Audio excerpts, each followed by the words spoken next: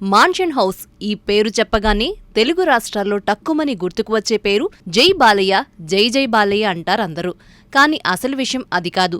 అంటే బాలయ్య తాగే బ్రాండ్ మాత్రమే కాదు, ఈ ప్రచారం వెనుక ఒక పెద్ద వ్యాపారమే ఉందండోయ్.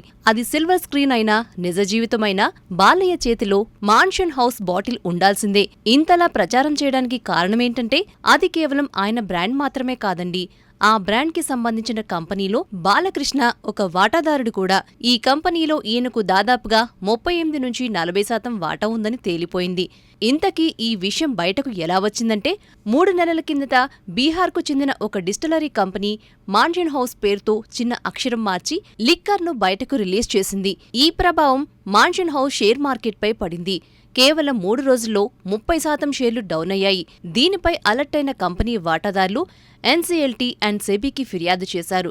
ఈ ఫిర్యాదుదారుల్లో నందమూరి బాలకృష్ణ, సన్ ఆఫ్ ఎన్టీఆర్ ఉన్నారు. దీంతో ఈ బ్రాందీ కంపెనీలో బాలకృష్ణ ఉన్నట్లు స్పష్టమైంది. అందుకే ఇప్పటివరకు ఆయన వాటాదారుడని బయటకు చెప్పకుండానే భారీ ప్రచారం మాత్రం చేసుకున్నారు. అంతేకాక ఇటీవలే ఆయన కింగ్ ఫిషర్ కంపెనీలో కూడా వాటా కొనుగోలు చేసినట్లు తెలిసింది.